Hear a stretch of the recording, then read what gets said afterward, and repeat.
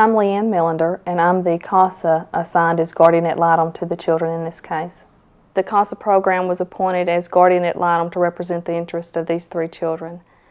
I was contacted by the casework supervisor, and the initial information was discussed with me pertaining to the children and the family. The decision was up to me as to whether or not I would like to accept the case to advocate for these children.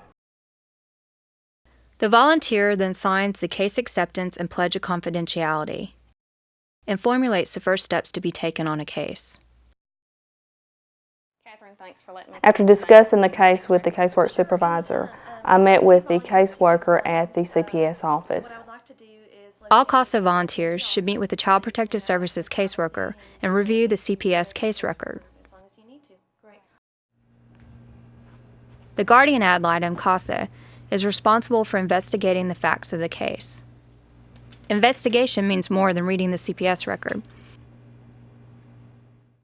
Hi, Leanne. Hi. Come on in. I finished reading the records. Okay. And I've marked a few of the pages All right.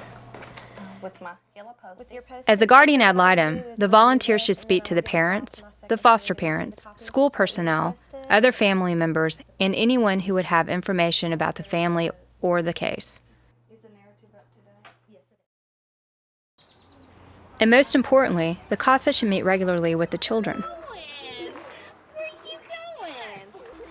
Be prepared to spend time to build trust and rapport with the children. David. They're often very guarded. Hey, David. Many people have come into their lives. The guardian ad What's your litem's puppy's name? consistency is crucial. Coco? Where did you get Coco? I'm not sure. You're not sure? He sure is cute. To the side.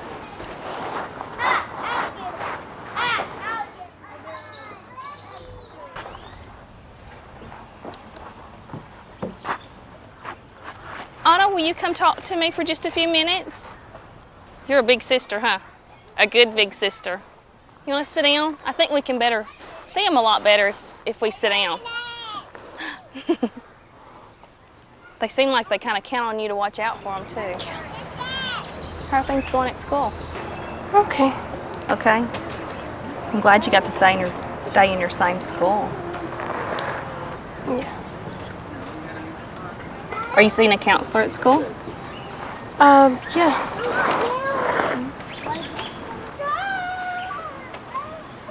What about the shelter? Are things going okay there? Mhm. I know it's a big adjustment. Yeah. Hello, Miss Martinez? Yes. My name's Leanne Millender. I'm the CASA for your children. Yes. The guardian ad litem CASA needs to meet with the parents and explain his or her role.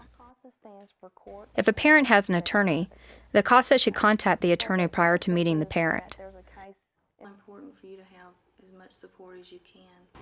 Can you help me get my kids back?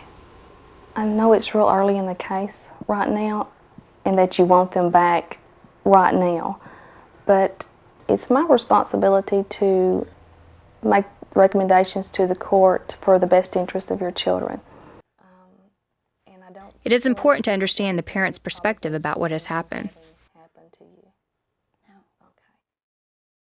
The court is always delighted to appoint CASAs on these cases. In fact, we wish that there could be a CASA for every child that's under the state's care.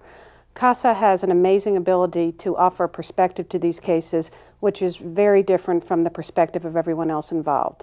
The other players involved in this system tend to be involved in every case, and therefore there's a certain perspective that is lost with regards to being able to look at that individual child or that sibling group or that family in a way that is truly unique. And CASA has an amazing ability to look at each one of those situations from a very unique perspective and to actually bring information to the court that the others of us tend not to notice because we see so many of these cases.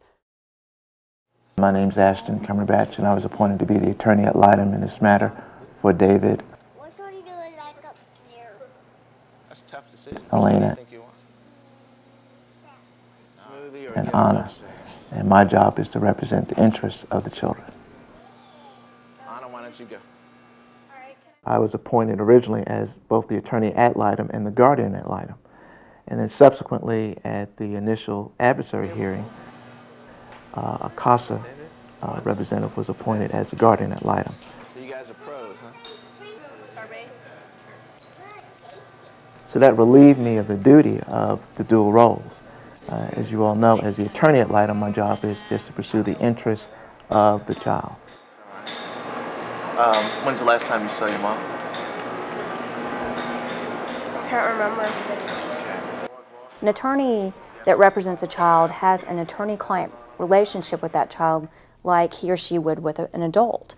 And so you do have client confidentiality, you do have the role of providing legal advice to the child, whereas a guardian ad litem is, investigating, developing rapport with the child, and it has a completely different role.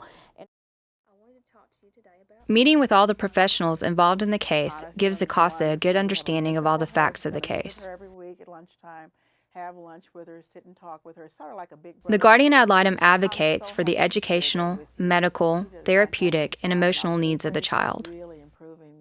One thing about her, she's coming to school more often. He's swinging. Visits are an important tool in understanding the relationships between parents and their children. Some visits with parents are supervised, some are not. I'll come back in, okay? And then I'll come back outside, okay? Anna, your mom's running a little bit late today, so we're just going to hang out here for a little bit longer and wait for her, okay?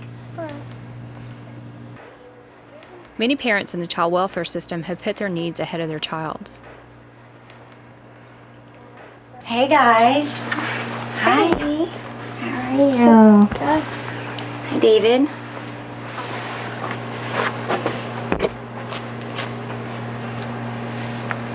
Lena, what are you doing? Fine. Huh? Fine. This is cute. Where'd you get this? I heard a while back. Like your boots. Thanks. Do you have color in your hair? A little. Looks nice. So how do I look? What do you think? Is it me? Looks good, yeah. Am I good? That David. Not that much. Do you want to come home and live with me? Miss Martinez, we had spoken in your previous visits that that's a very inappropriate comment to be asking the children, and we'll talk after your visit about that more, but I need you to not ask that question. It's very inappropriate. Elena, come here. Miss Martinez, if she's not wanting to come over and play with you, it would be really appropriate for you to perhaps go down on the floor with her and start playing with her toys and interacting with her.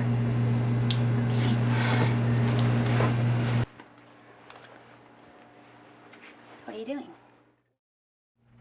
After investigating the case, the CASA develops a report for the court. CASA's court report should provide information for the judge that is as comprehensive as possible. CASA will continue to investigate and assess the case and should carefully document all information. The guardian ad litem must be sensitive to cultural issues when assessing the facts of the case. CASA should attend PPTs, ARDs, other meetings, or staffings on the case.